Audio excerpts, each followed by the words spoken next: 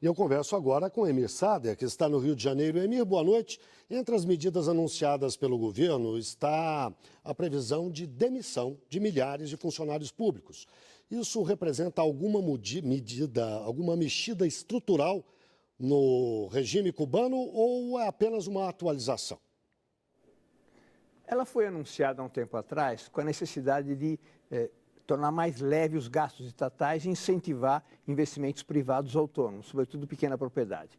Foi anunciada, mas na verdade tem sido feito muito gradualmente na medida da capacidade do setor privado, mesmo pequeno, de pequenas empresas, absorver esse pessoal. Porque todo mundo tem algum tipo de cobertura, ninguém vai ser simplesmente abandonado pelo Estado. Mas um processo de transição, de diminuição do peso do Estado na economia e fortalecimento das empresas privadas, embora pequenas e médias. Você tem dito, nós já conversamos sobre Cuba mais de uma vez aqui no Repórter Brasil, você tem dito que o modelo que talvez Cuba deva seguir seria o da China. Os cubanos conseguiriam o dinamismo que os chineses conseguiram na economia?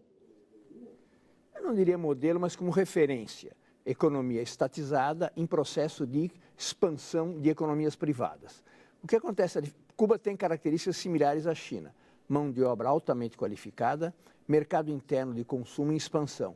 A maior dificuldade para que isso aconteça é o bloqueio norte-americano, que dificulta a circulação de navios, por exemplo, que passem por Cuba, não pode passar em Porto Americano durante um ano, penaliza empresas estrangeiras que têm investimentos em Cuba, alegando que algumas estão em propriedades que foram expropriadas de cubanos diante da Revolução, ou outras alegações. Isso dificulta que Cuba possa ter essa agilidade, esse dinamismo, características com as quais ele conta. Mas o bloqueio norte-americano é o grande obstáculo para Cuba adquirir esse dinamismo que poderia ter na região. Os negócios de Cuba são principalmente com a Venezuela, em primeiro lugar, e o petróleo ocupa um papel central nisso, depois com a China e, em terceiro lugar, com o Brasil. Qual é a importância, que importância o Brasil deve dar a essa relação com Cuba?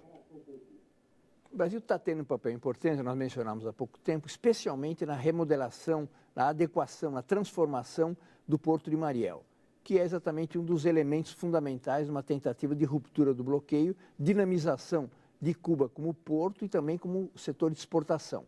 Essa é a questão mais importante que tem em Cuba. Mas quero acrescentar que essa ilha continua a surpreender. Saiu hoje o índice da Unicef sobre taxa de mortalidade infantil e Cuba continua a ser o país com a menor mortalidade infantil do continente, 4,2. Segundo lugar, Canadá. Terceiro, Estados Unidos. O Brasil melhorou muito, mas ainda tem 14. Quer dizer, Cuba, apesar de ser um país relativamente pobre, tem conquistas sociais significativas que mantém, apesar do bloqueio norte-americano. Emir Sader, muito obrigado e uma boa noite.